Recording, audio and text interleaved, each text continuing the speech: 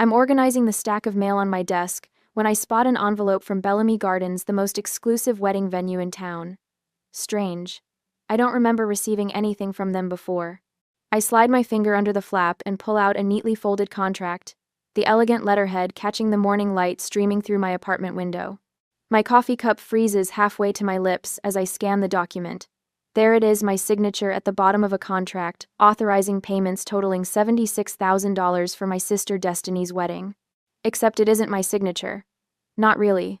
The loops are too round, the slant too steep. It's a good imitation, but I'd know my own handwriting anywhere.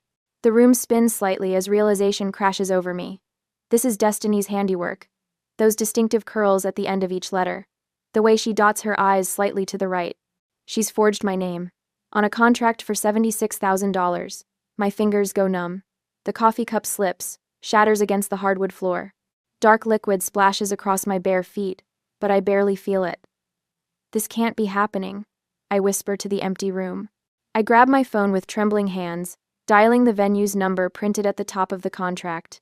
My heart pounds so hard I can feel each beat in my throat. Bellamy Gardens. How may I help you? A cheerful voice answers. This is Andy Collins. I manage, my voice unnaturally high. I'm calling about a wedding contract for Destiny Collins. Oh, Miss Collins. Yes, we're so excited about your sister's special day. Everyone here is talking about your generous gift. It's not often we see such a beautiful gesture between siblings. The first tear slides down my cheek before I can stop it. My generous gift. The one I never agreed to. The one I explicitly refused. Thank you. I choke out before hanging up. I sink into my chair, memories flooding back unbidden. 16-year-old me working double shifts at the ice cream shop while Destiny lounged by the community pool. My graduation money borrowed for her spring break trip to Cancun. The countless loans that disappeared into the black hole of her wants and needs. You're the responsible one, Mom would say, as if it were a compliment rather than a life sentence.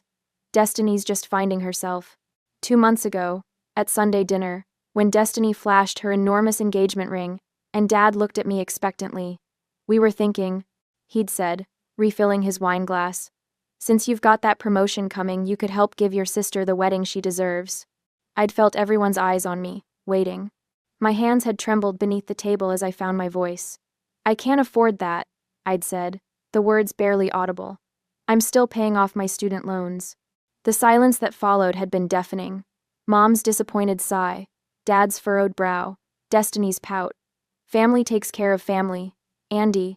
Dad had finally said, his voice carrying the weight of authority that had shaped our entire childhood. That's how we raised you. Mom had reached across the table, patting my hand. Don't you want your sister to be happy? After everything you've accomplished, surely you can manage this one thing. But you have that promotion coming, Destiny had chimed in, as if my money were already hers to spend. The venue deposit is due next week. At that moment, I'd seen myself clearly for the first time, not a daughter or sister, but an ATM with a pulse. A resource to be tapped whenever Destiny needed something shiny and new. Now, staring at the forged contract, my phone pings with a new email notification. I glance down, seeing the subject line. Interior design position. Charleston office interested in your portfolio. Eleanor from work had mentioned this opportunity last week. 3 states away, a fresh start. I pick up the contract again, running my finger over the forgery. All those years of sacrificing, of putting my needs last, of being the responsible one, and this is how they repay me, with theft. With fraud. This ends now, I whisper, and something shifts inside me. Something that feels dangerously close to strength. Sleep refuses to come that same night. At 3 a.m, my laptop screen illuminates my face as I search through years of emails. My fingers feel numb, disconnected from my body as I type wedding into the search bar. The results populate my screen. There, buried among wedding spam and Pinterest notifications, I find it an email thread between Mom, Dad, and Destiny from 2 months ago. The subject line reads, Andy's contribution. My stomach knots as I click. She'll give in eventually. Mom wrote. She always does. Remember how she insisted she wouldn't pay for Destiny's car repairs last year? Within a week, she wrote the check. Destiny's reply appears below. If not, we'll figure something out. She's got the credit for it. A wave of nausea washes over me. They weren't just asking for my help, they were planning to take it regardless of my answer. They've been manipulating me for years. I whisper to my empty apartment. I open a new spreadsheet and title it, Family Loans. With methodical precision, I scroll through bank statements, credit card bills, and old emails. Each entry represents a promise broken, a debt unpaid. The summer I worked double shifts to lend Destiny money for her trip to Cancun. The graduation gift from Grandma that disappeared into Mom's temporary need. Dad's business venture that required just a small investment. By sunrise, the spreadsheet contains dozens of entries spanning nearly a decade. The total at the bottom glares back at me. $42,387. And now, a $76,000 wedding venue on top of it all. I rub my eyes, burning from exhaustion and tears I refuse to shed. The Christmas memory surfaces unbidden Destiny's pleading voice, as she borrowed my credit card for just one small gift for Mom. The January statement showed $3. 0-inch charges from designer boutiques. My phone buzzes at 9 that morning. A text from Destiny. Just saw the bridal suite at Bellamy. It's amazing. I'm thinking we should upgrade the flower package too. Only an extra $4 Kelvin. Thoughts?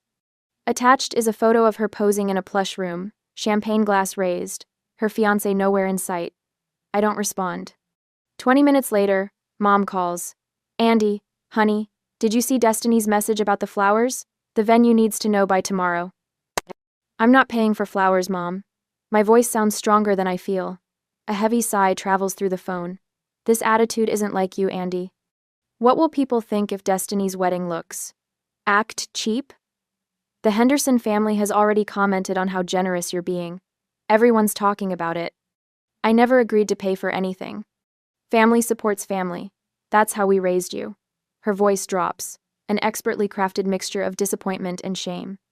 I just hope you're not becoming one of those selfish career women who forget where they came from. After we hang up, I check my credit score, something I haven't done since buying my car last year. The number has dropped nearly 40 points. A hard inquiry from Bellamy Gardens appears in the activity log, along with a new line of credit.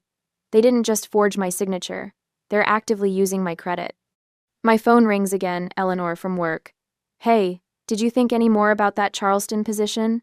The hiring manager called me again yesterday. They're really interested in your portfolio. I didn't realize they were that serious, I say, straightening in my chair. Dead serious. The salary is 20% higher than what you're making now, plus relocation assistance. And frankly, Andy, her voice softens. You'd be away from all the family drama you've mentioned. For the first time in days, something like hope flutters in my chest. After we hang up, I call James, the only friend who knows the full extent of my family's financial expectations. They forged my signature, James, for $76,000. Silence hangs between us. Then, that's not normal, Andy. That's exploitation. That's a crime. His words land like permission validation I didn't know I needed. What if I just left? The question emerges before I fully form the thought. Honestly, it might be your only option. They'll drain you dry otherwise. Later, I sit at my kitchen table, updating my resume while Mom sends increasingly frequent texts about wedding details. My hands shake as I type, but not from fear. From something that feels dangerously close to possibility. The interview is scheduled for Monday next week during my lunch break. While my family thinks I'm reviewing fabric swatches, I'll be interviewing for a job 3 states away. Thank you for the recommendation. I tell Eleanor when I see her in the break room the next morning. You've earned it. She squeezes my shoulder. Your designs are exceptional. Charleston would be lucky to have you. For the first time in weeks, I smile. Really smile. I picture a life where my paycheck belongs to me, where no one has access to my credit cards, where family gatherings don't end with my bank account lighter. My phone buzzes with a text from Mom. Destiny added monogrammed napkins to the reception. Only $3 per guest. We're at 300 now. Will you call the venue to approve?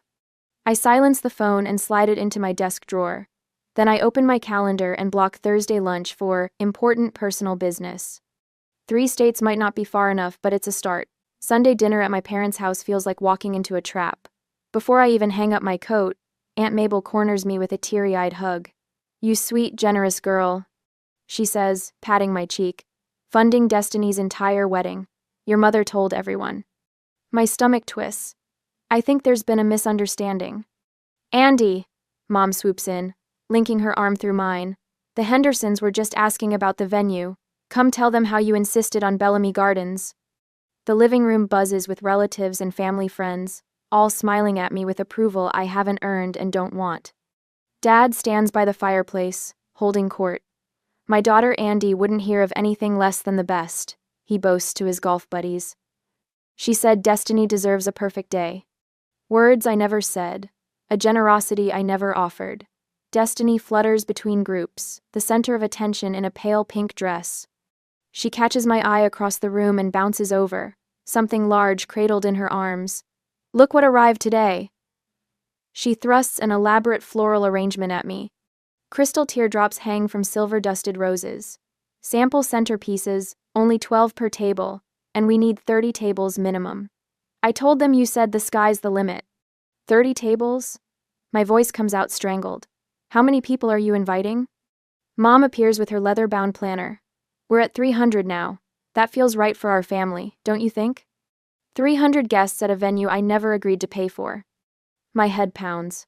The final guest count is due next week, Destiny continues, oblivious to my expression. Oh, and the planner needs your credit card for the deposit on the ice sculpture. The room spins slightly. I mumble something about needing air and escape to the back porch. Monday lunch break. I sit in my car during lunch, heart hammering as my laptop screen fills with the face of Gregory Winters, creative director at Charleston Home and Design. Your portfolio shows remarkable restraint, he says, studying something off-screen. Most designers your age overdo it, but your spaces breathe. Thank you.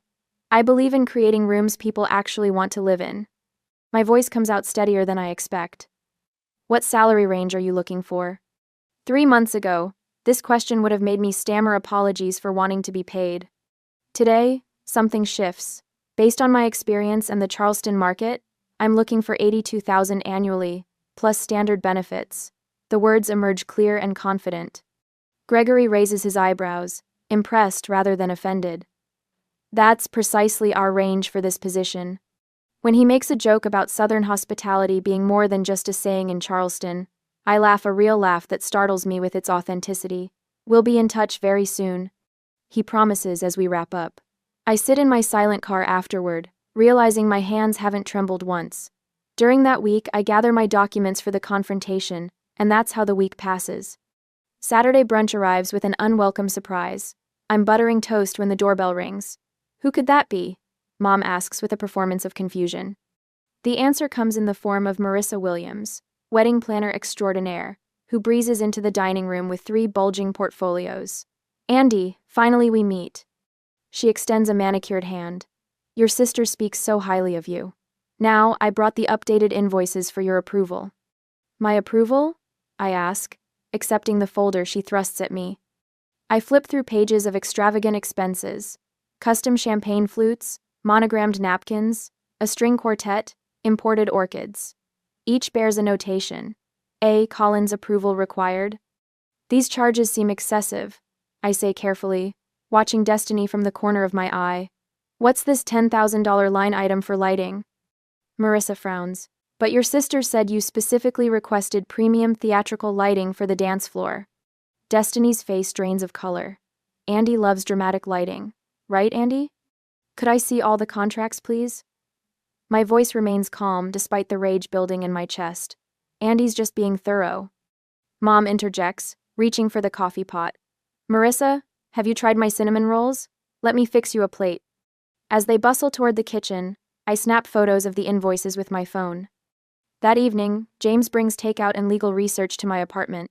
In this state, you can break a lease without penalty if you can prove identity theft, he says, spreading papers across my coffee table, especially with documentation showing your signature was forged. Eleanor sends 3 links to affordable apartments in Charleston's north area. Not glamorous, her message reads, but clean, safe, and 20 minutes from the office. I click through the virtual tour of a 1-bedroom with a small balcony. The rent is reasonable. The distance from my family, priceless. The official email arrived to my private email account on Tuesday morning, and I got the job. The salary matches what I requested. The start date is 3 weeks away. I drive to an empty parking lot to make the call. I'm delighted to accept, I tell Gregory, my voice strong and certain. That night, I digitally sign a lease agreement for the Charleston apartment. The move-in date aligns perfectly with my escape plan. 2 more weeks until I escape, I whisper to my reflection. Standing in my apartment on Friday night, I survey what I've built through years of hard work. The vintage desk I refinished myself, the watercolor I splurged on after my first promotion, the bookshelf filled with design references. On my dresser sits a photo from my design school graduation. I'm beaming, proud and hopeful, unaware of how my family would use that hope against me.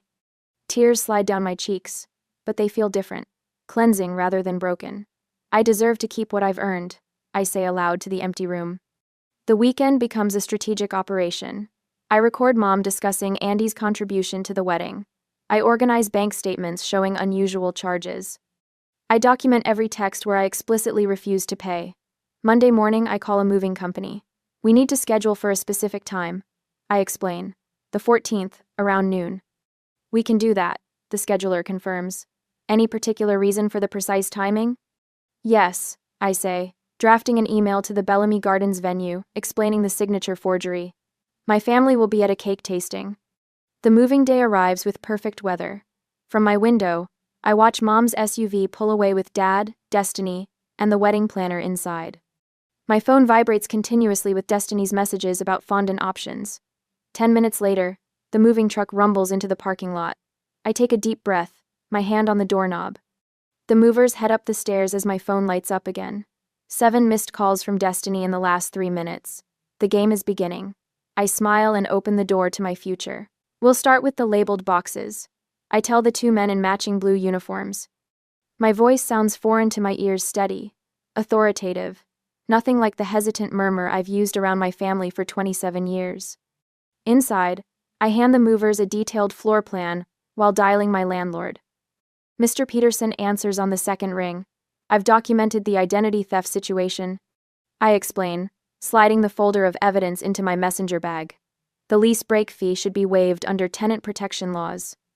Wouldn't want this happening to my own daughter, he says after reviewing my documents. I'll have the paperwork ready tomorrow. I hang up, a small victory warming my chest. The movers work with military precision, wrapping my carefully curated furniture pieces while I sit cross-legged on the floor, laptop balanced on my knees. With a few keystrokes, I transfer my accounts to the Charleston branch. Another click cancels my credit cards, requesting new numbers for the replacements. My phone buzzes. Mom's name flashes on the screen, the 5th call in 30 minutes. I silence it, but seconds later, the voicemail notification appears. Andrea Collins. Mom's voice wavers between anger and panic. Where are you? The venue needs decisions on lighting packages by 3. Call me immediately. Jetter?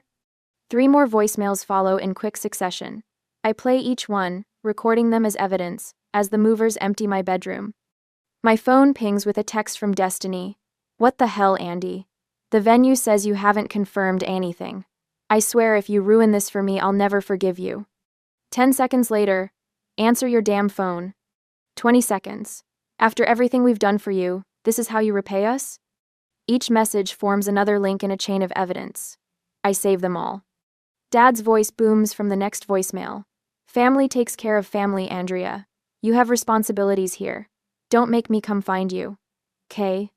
I save this one twice. As I pack other boxes, the buzzing pauses long enough for me to check Facebook. Mom's status update appears at the top of my feed.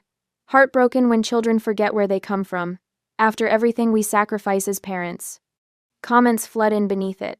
My college roommate Lisa writes, Andy is the most responsible person I know. There must be some misunderstanding. My cousin Jennifer chimes in. Wait, I thought the wedding was being scaled back? Aunt Carol told me it was costing over $70,000? Destiny's bridesmaid Tara asks, who's paying for all this? I thought Andy was just handling the coordination, not the cost. I smile as the first cracks appear in their carefully constructed narrative. My phone rings again, James, this time. The truck with your bookshelf and desk just left my place, he says. Everything's secure in my spare room until you're ready. Thanks, James. I don't know what I'd... Stop. You'd do the same for me. He pauses. Eleanor called. Your office is ready whenever you arrive. The weight on my shoulders lightens for the first time in months. Your new landlord emailed. James continues. She's fine with the early move-in, and Sarah from college says her guest room is yours for the transition week. Tears blur my vision as I realize I'm not doing this alone. My laptop pings with an email notification. The wedding venue's logo appears in the subject line. Urgent. Payment deadline notice. I open it, reading the polite but firm reminder that the next installment of $22,000 is due in 3 days or the reservation will be canceled. My phone buzzes with a text from my mother's friend who works at the catering company. Your mom asked me to extend the deposit deadline again. I can't keep doing this, Andy. Business is business. Another notification, a message from Destiny's future mother-in-law. Andy, as parents, we are concerned about the wedding finances. Could we discuss this before Sunday's dinner? My stomach flips as I realize how quickly their house of cards is collapsing. Later, while the movers load the last of my belongings, a text from Destiny's roommate pops up. Just for your information. Destiny's crying in her room about possibly having to cancel the florist and photographer. I take a deep breath as I prepare to walk out of my apartment for the last time. My gaze catches on the lone coffee mug I've left behind, the one that shattered the morning I discovered the forged contract. I've glued it back together, leaving visible cracks running through the ceramic. It sits on the counter with a note. Some things, once broken, can never be the same. Have you ever had to walk away from a situation to protect yourself? What gave you the courage? 4 days after moving, the text messages arrive like a swarm of hornets. 23 in the first hour after Mom discovers my empty apartment. 37 more by nightfall. How could you abandon your family? Mom writes. Dad's voice crackles through my voicemail. There could be legal consequences for backing out now, Andy. Think about what you're doing. I place my phone on the coffee table of my new Charleston apartment, watching it vibrate with incoming calls. The late afternoon sun casts long shadows across the hardwood floors. I've been here exactly 4 days, and already it feels more like home than any place I've lived before. Aunt Meredith calls next. Your mother is hysterical, dear. Everyone's so confused about what's happening with the wedding. Can't you just come to your senses? I let her message play to completion, noting how easily my relatives have been enlisted as reinforcements. The calendar on my kitchen wall shows the wedding date circled in red. 1 week from today.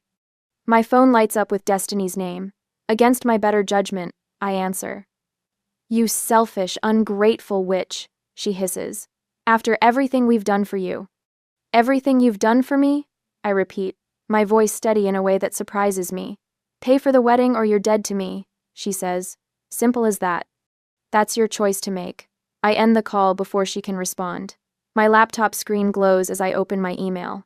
The document I've spent weeks preparing is attached, ready to send.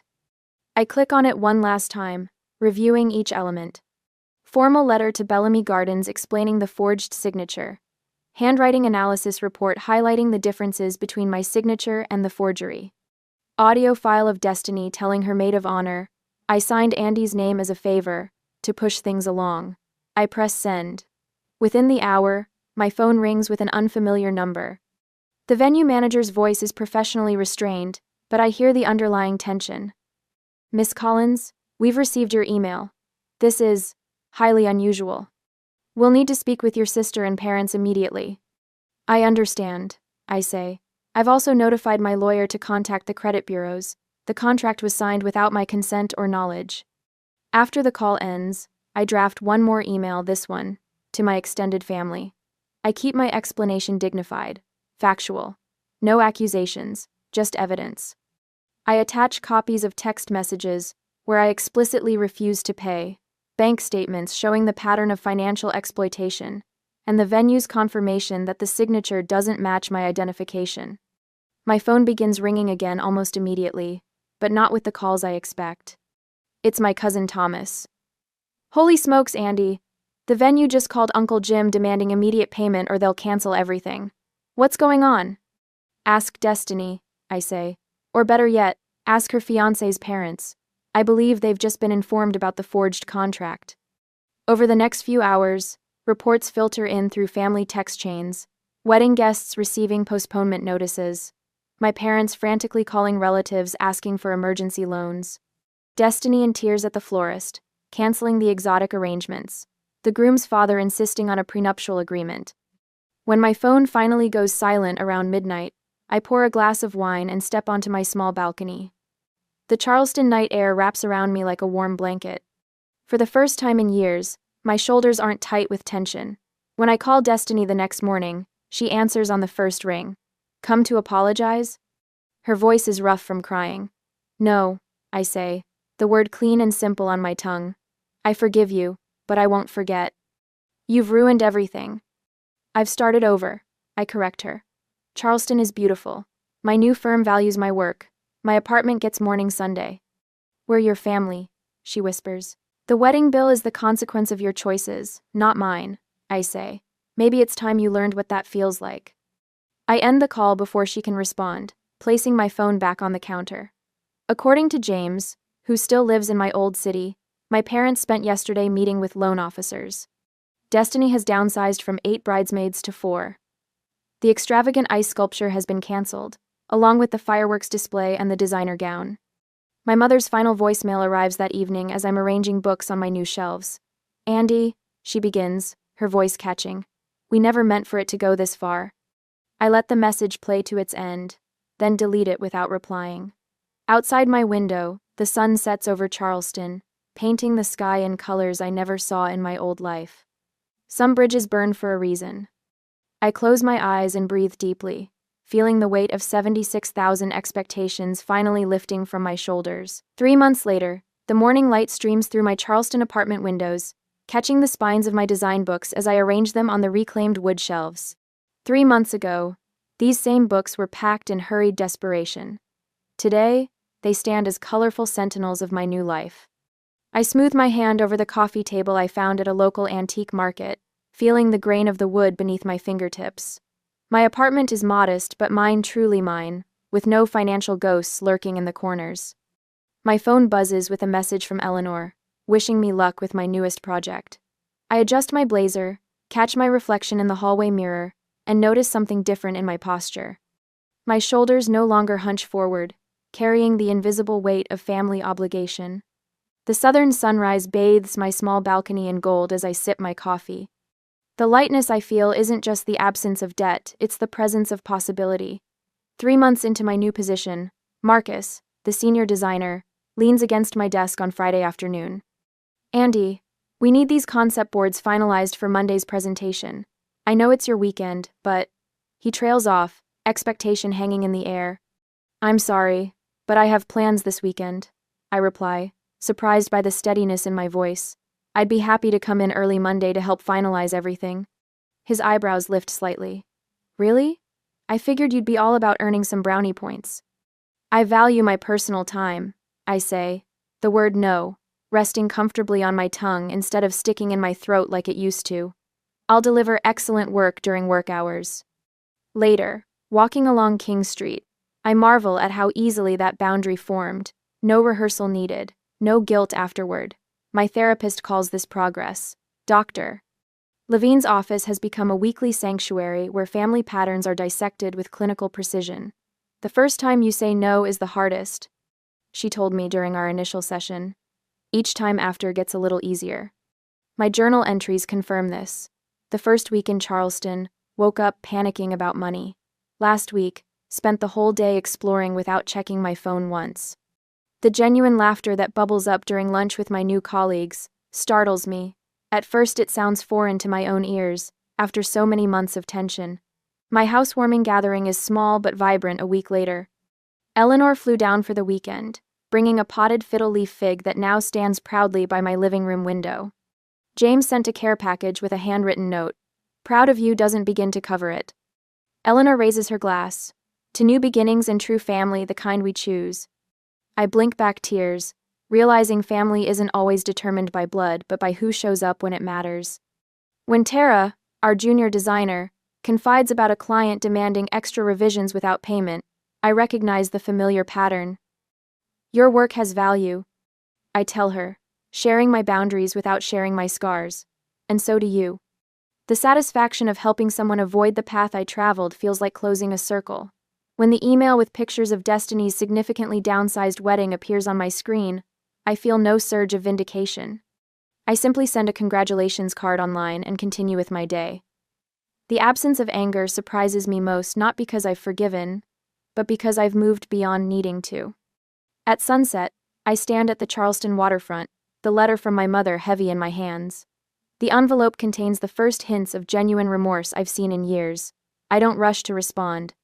The guilt that would have consumed me months ago has been replaced by quiet acceptance. Some bridges burn for a reason, I whisper to the horizon, watching the sun sink into the harbor. The water stretches endlessly before me, full of directions I might choose to sail. Is forgiveness always necessary for healing, or is sometimes walking away the greatest gift you can give yourself? I don't know the answer yet. But for the first time, I have the space to figure it out on my own terms.